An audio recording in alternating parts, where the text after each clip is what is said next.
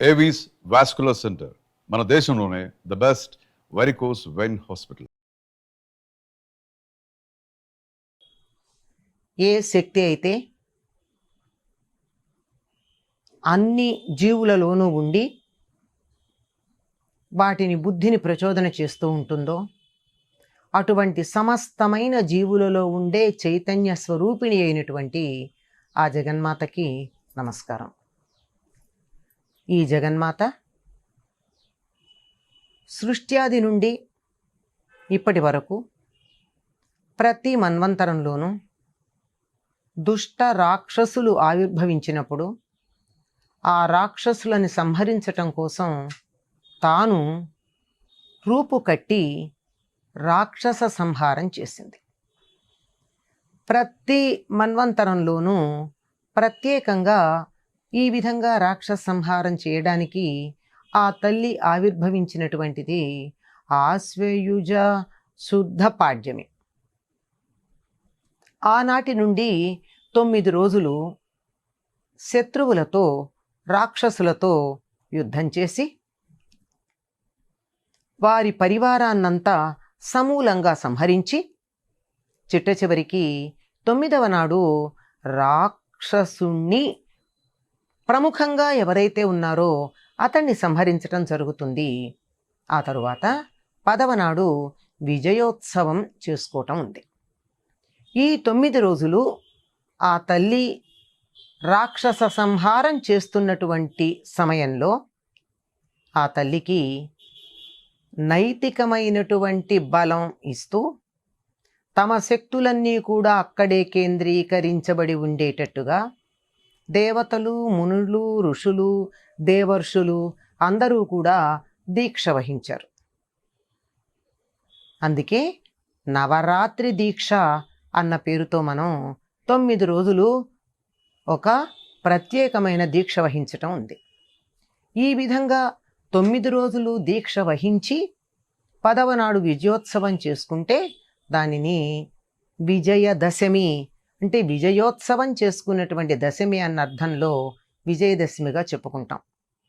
అటువంటి ఈ 9 రోజుల దీక్షల్లో ఒక్కొక్క అవతారంలో అమ్మవారు ఒక్కొక్క రూపంతో రాక్షసుల్ని సంహరించినటువంటి వాటిని చక్కగా ఒక చోట చేర్చి వాటిలో కొన్నింటిని తాము ప్రతిష్టాపించినటువంటి ఆలయంలో ఉన్నటువంటి దేవతామూర్తికి అలంకరింపచేసి తాము ఏ ఆగమానుసారం అక్కడ ప్రతిష్ఠించారో తత్సంబంధంగా అర్చించటం మనం చూస్తూ ఉంటాం. ఆవిడికి ఎన్ని రూపాలున్నాయి? ఎన్నో ఉన్నాయి. అన్ని రూపాలతోనూ మనం అర్చించలేం గనక 9 రోజులు 9 ప్రత్యేక రూపాలని అలంకరింపచేసి ఆరాధించటం సంప్రదాయంగా వస్తోంది. అటువంటి వాటిల్లో ప్రధానంగా మనం పరిగణించదలుచుకున్నట్టయితే విజయవాటికలో ఉండేటటువంటి స్వయంభూ అమ్మవారి స్వరూపం ఏదైతే ఉందో అటువంటి వాటిల్లో విజయవాటికలో స్వయంభువుగా వెలసినటువంటి అమ్మవారు దుర్గా. ఆ దుర్గని కనకదుర్గా అన్న పేరుతో పిలుస్తారు. అందుకని ప్రధానంగా ప్రారంభం రోజున స్వర్ణ కవచాలంకృత కనకదుర్గాదేవిగా అమ్మవారిని అలంకరించటం మనకు కనపడుతుంది. ఏమి అమ్మవారికి అనేక బంగారాభరణాలు ఉంటాయి కదా, ప్రత్యేకంగా స్వర్ణ కవచం అలంకరించేదాన్ని విడిగా చెప్పడం దేనికి అంటే దీనికి ఒక ఐతిహ్యం ఉంది. అమ్మ ఎప్పుడు ఆవిర్భవించిందో మనకి తెలియదు. దానిని ఆ తల్లిని అక్కడ ఆవిర్భవించినటువంటి రూపంలో ఉన్నటువంటి తల్లిని ఆరాధించటానికి అర్జునుడు ఆ కొండ మీద తపస్సు చేశాడు, ఇంద్రకీలాద్రి పర్వతం మీద. అలా తపస్సు చేసి ఆ విజయుడయ్యాడు గనక అర్జునుడు ఆ పర్వతానికి విజయ నామం కూడా వచ్చింది. అందువల్ల దానిని ఆ ప్రాంతాన్ని విజయవాటిక అంటే విజయాన్ని కలిగింపచేసేటటువంటి నివాస స్థానము అన్న పేరుతో చెప్పుకుంటాం. ఆ విజయవాటికలో ఉండేటటువంటి అమ్మవారు స్వర్ణ కవచాలంకృత అవడానికి ఒక ఐతిహ్యం అంటే ఒక కథ జరిగినటువంటి ఇతివృత్తం ఉంది. 8వ శతాబ్దంలో విజయవాడ, అప్పటికి దాని పేరు విజయవాటిక లేక విజయవాడ లేక బెజవాడ అన్న పేరుతో కూడా దాన్ని పిలుస్తూ ఉండేవారు. అక్కడ మాధవవర్మ అనే రాజు పరిపాలన చేస్తూ ఉండేవాడు. ఇది చరిత్ర మీకు ఈ ఇతివృత్తం శాసనాల్లో కనపడుతుంది. ఆ మాధవవర్మ పరిపాలన చాలా ధర్మబద్ధంగా చేస్తూ ఉండేవాడు.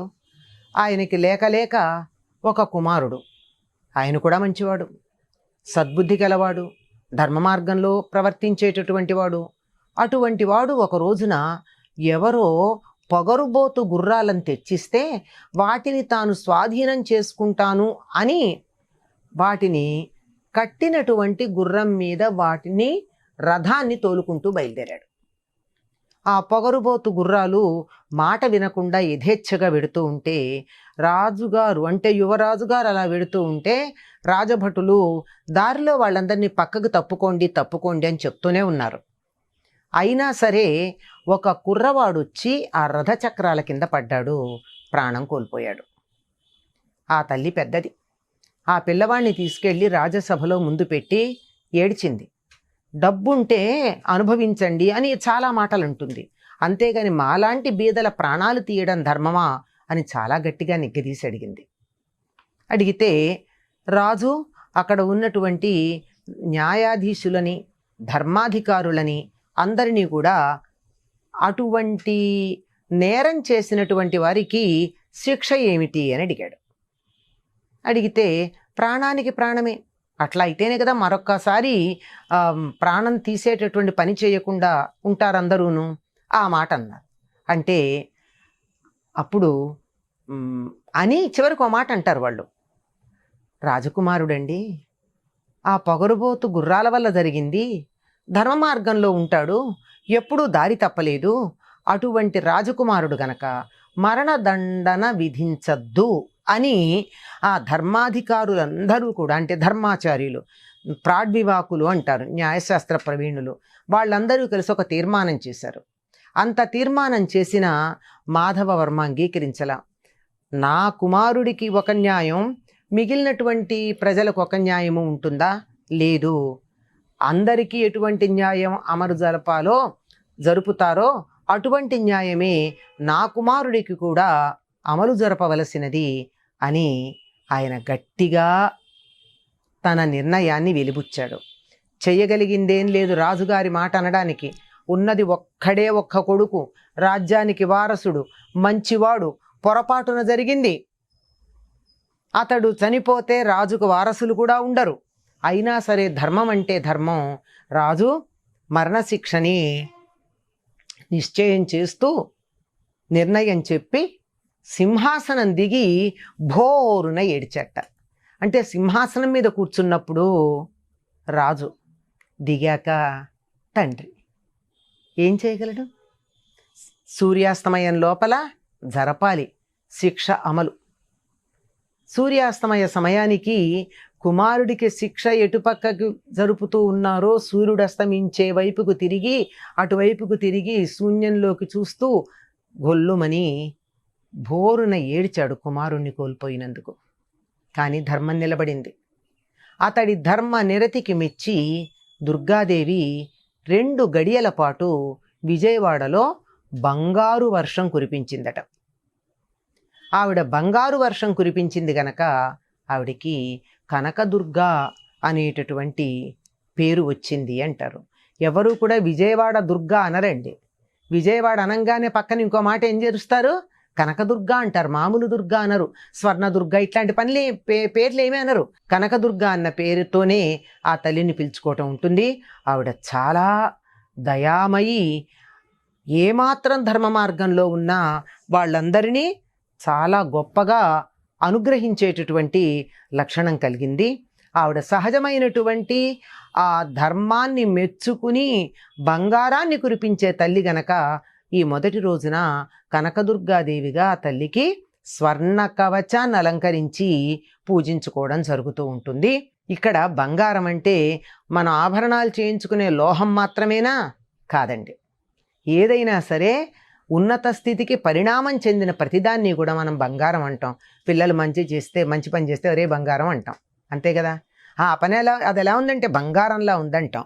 అంటే ఉన్నతమైంది, శ్రేష్టమైనది, మేలైనది, మంచిది అనేటటువంటి అర్థంలో ఆ పదాన్ని ఉపయోగిస్తాం. అటువంటి స్వర్ణ కవచాన్ని ధరించినటువంటి తల్లి, ఆ తల్లిని మనం ప్రార్థించుకుందాం. మొట్టమొదటి రోజున మాతర్మే మధుకైట భగ్ని మహిష ప్రాణాపహారోద్యమే హేలా నిర్మిత ధూమ్రలోచనవధే హే చండముండార్దిని నిశ్శేషీకృత రక్తబీజదనుజే నిత్యే నిశుంభావహే శుంభధ్వంసిని సంహరాసు దురితం దుర్గే నమస్తే అంబికా. ఆవిడ పోగొట్టేది ఏమిటి అంటే దురితం, పాపాన్ని పోగొడుతుంది. తప్పు చేస్తే కదా పాపం ఉండేది. ఆవిడ తప్పు చేసేటటువంటి వాళ్ళని అసలు తప్పే చేయనీయకుండా పాపాలు సంహరించి మనందరినీ ఉద్ధరిస్తుంది. ఆ మాధవ వర్మ కూడా ధర్మాన్ని అనుసరించాడు గనక బంగారు వర్షం కురిపించింది.